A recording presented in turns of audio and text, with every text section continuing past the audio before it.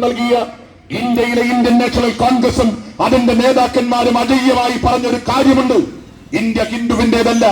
India ഹിന്ദുവിന്റെ, മുസൽമാന്റെ, പാഴ്സിയുടെ, ജൈനന്റെ, ബൗദ്ധന്റെ, ക്രൈസ്തവന്റെ മണ്ണാണ്. ഈ മണ്ണിനെ രണ്ടാക്കി ഭാഗിക്കാൻ സമ്മതിക്കില്ല എന്ന് പറഞ്ഞു. നിങ്ങൾ ഓർമ്മിക്കുന്നുണ്ടാകും, 1947 ഓഗസ്റ്റ് 14 അർദ്ധരാത്രി ബ്രിട്ടീഷുകാരന്റെ യൂണിയൻ ജാക്ക് താഴേക്ക് വരികയാണ്. ഇന്ത്യക്കാരന്റെ അഭിമാനമായ ദേശീയ പതാക വാനിലേക്ക് ഉയരുന്നു.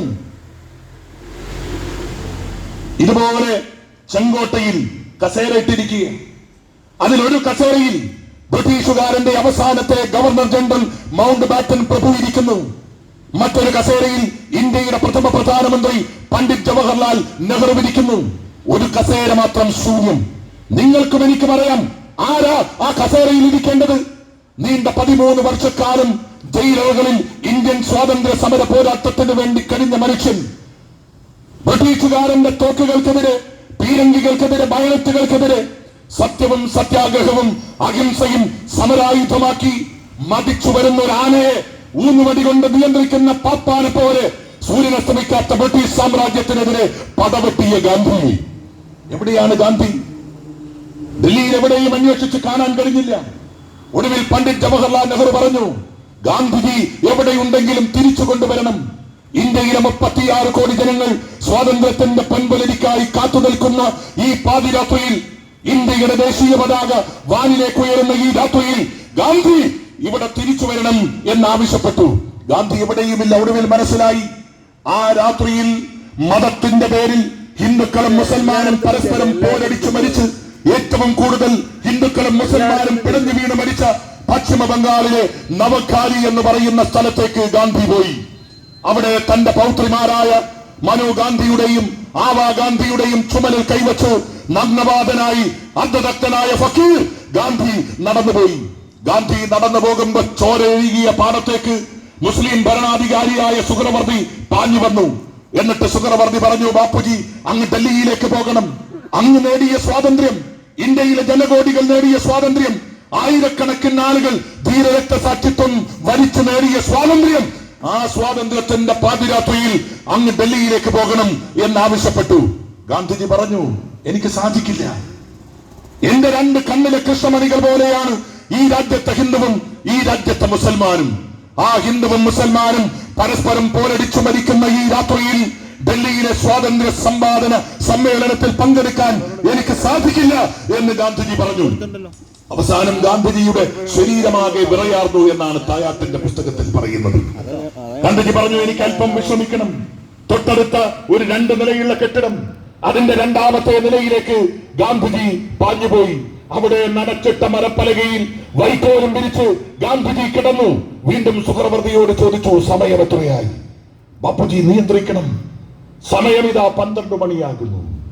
താൻ നേടിയ സ്വാതന്ത്ര്യം, ആയിരക്കണക്കിന് ആളുകൾ കരുത്തോടെ പോരാട്ടം നടത്തി നേടിയ സ്വാതന്ത്ര്യം, 2 നൂറ്റാണ്ടുകാലമുണ്ടായ അസ്വാതന്ത്ര്യത്തിന്റെ ചങ്ങലക്കെട്ടുകൾ പൊട്ടിച്ചെറിഞ്ഞ് ഈ ത്രിവർണ്ണ പതാക അമ്പരചുംബികളായി മാറാൻ വേണ്ടി പോകുന്ന രാത്രി 12 മണിക്ക് ഗാന്ധി ഒരു കുട്ടിയെ പോലെ പൊട്ടിക്കരഞ്ഞു. ഒടുവിൽ അദ്ദേഹത്തിന്റെ കൂടെ കൊണ്ടുപോകുന്ന 3 ഗ്രന്ഥങ്ങൾ, ഖുർആൻ, ഭഗവത്ഗീത, ബൈബിൾ, ഈ 3 ഗ്രന്ഥങ്ങളും തന്റെ തലയോട് ചേർന്ന് എടുത്തു വെച്ചു. എന്നിട്ട് അതിലെ ഭഗവത്ഗീതയിലെ 1ാമത്തെ അധ്യായത്തിലെ 1ാമത്തെ ശ്ലോകം, ധർമ്മക്ഷേത്രേ കുരുക്ഷേത്രേ സമവേദായുത്സവ മാമക പാണ്ഡവം ചെയ്വ കിം കുറുവത് സഞ്ജയ.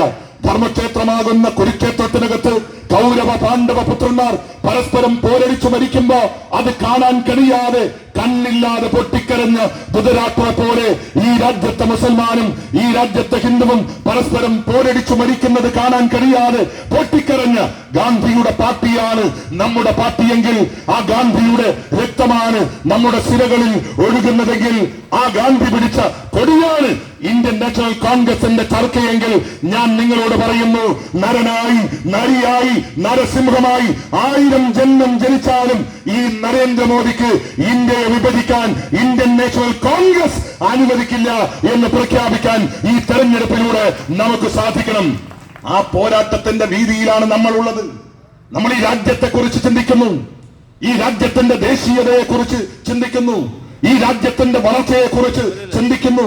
ഒരു വർഷം 2 കോടി ആളുകൾക്ക് തൊഴിൽ നൽകാം എന്ന് പറഞ്ഞ നരേന്ദ്രമോദി വിദേശ രാജ്യങ്ങളിലെ ബാങ്കുകളിലുള്ള കള്ളപ്പണം കൊണ്ടുവന്ന് 15 ലക്ഷം വീതം ഓരോ പൗരന്റെയും അക്കൗണ്ടിൽ കൊണ്ടുവന്ന് നിക്ഷേപിക്കും എന്ന് പറഞ്ഞ നരേന്ദ്രമോദി 360 രൂപയ്ക്ക് പാചക ഗ്യാസ് സിലിണ്ടറുകൾ ഈ രാജ്യത്ത് വിതരണം ചെയ്യും എന്ന് പറഞ്ഞ മോദി ഗ്യാരണ്ടി 50 രൂപയ്ക്ക് പെട്രോൾ വില നിജപ്പെടുത്തും എന്ന ഗ്യാരണ്ടി ഇന്ത്യ രാജ്യത്തെ ജനങ്ങൾക്ക് നൽകിയ നരേന്ദ്രമോദി എല്ലാ ആളുകൾക്കും വീട് വെച്ച് നൽകും എന്ന ഗ്യാരണ്ടി ഇന്ത്യ രാജ്യത്തിനകത്ത് നൽകിയ നരേന്ദ്രമോദി ഇന്ത്യയിലെ കർഷകരുടെ പ്രശ്നങ്ങൾ പരിഹരിക്കാൻ കാർഷിക വിളകൾക്ക് താങ്ങുവില പ്രഖ്യാപിക്കും എന്ന് പറഞ്ഞ നരേന്ദ്രമോദി ഇന്ത്യയിൽ മതേതരത്വം കാത്തുസൂക്ഷിക്കും എന്ന് പറഞ്ഞ നരേന്ദ്രമോദി ആ ഗ്യാരണ്ടികളെല്ലാം കാറ്റിൽ പറത്തി മതാന്ധതയുടെ പേരിൽ ഈ രാജ്യത്തെ വിഭജിക്കുന്ന നാളുകളിലാണ് നമ്മൾ നിൽക്കുന്നത്.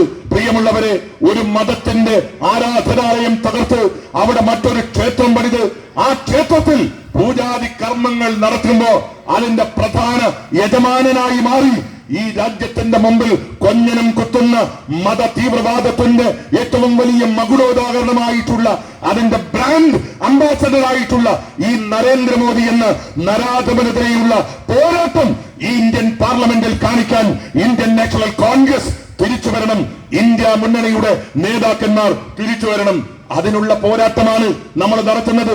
ആ പോരാട്ടത്തിൽ വിജയിക്കാൻ നിങ്ങൾക്കാവുമോ എന്നുള്ളതാണ് ചോദ്യം. എനിക്കാവുമോ എന്നുള്ളതാണ് ചോദ്യം. ആ ചോദ്യത്തിന് മുമ്പിൽ എനിക്കും നിങ്ങൾക്കുമാവും എന്ന വലിയ ഉത്തരം നൽകാൻ നിങ്ങൾക്ക് സാധിച്ചാൽ, എനിക്ക് സാധിച്ചാൽ ഒരു കാര്യം ഉറപ്പാണ്. 2024 മെയ് മാസത്തിൽ ഈ രാജ്യത്ത് മറ്റൊരു സർക്കാർ അധികാരത്തിൽ വരുമ്പോ അതിന്റെ ഇന്ത്യൻ പാർലമെന്റിന്റെ ചുവടുകളിൽ നരേന്ദ്രമോദി തലകുമ്പിട്ട് നിന്ന് ഇന്ത്യൻ പാർലമെന്റിന്റെ ആദ്യ പടിയിൽ തൊട്ട് തലോടിക്കൊണ്ട് അതിന് തൊട്ട് നമസ്കരിച്ചുകൊണ്ട് ഇന്ത്യ രാജ്യത്തിന്റെ യുവ രാജകുമാരൻ ശ്രീ രാഹുൽ ഗാന്ധി ഇന്ത്യ രാജ്യത്തിന്റെ പ്രധാനമന്ത്രിയാകുന്ന ഒരു ദിവസത്തിന് വേണ്ടി കാത്തിരിക്കാൻ നിങ്ങൾക്കും എനിക്കും സാധിക്കും. പ്രിയമുള്ളവരെ, ആ പോരാട്ടത്തിൽ ഒരുമിച്ച് നിൽക്കാൻ നമുക്ക് സാധിക്കണം. ദേശീയ തലത്തിൽ ഭാരതീയ ജനതാ പാർട്ടിക്കെതിരെയുള്ള പോരാട്ടം നടത്തുമ്പോ ഇവിടെ ശ്രീ പിണറായി വിജയനെതിരെയുള്ള പോരാട്ടം നടത്താൻ നമുക്ക് സാധിക്കണം. ആർക്കെങ്കിലും പെൻഷൻ ഉണ്ടോ? ആകെ പെൻഷൻ ഉള്ളത് കമലെടുത്തിക്ക്. എങ്ങനെയുള്ള പെൻഷനാ? സ്വന്തം മകൾക്ക് കോടികളുടെ കമ്പനി ബാംഗ്ലൂരിൽ ആരംഭിക്കും.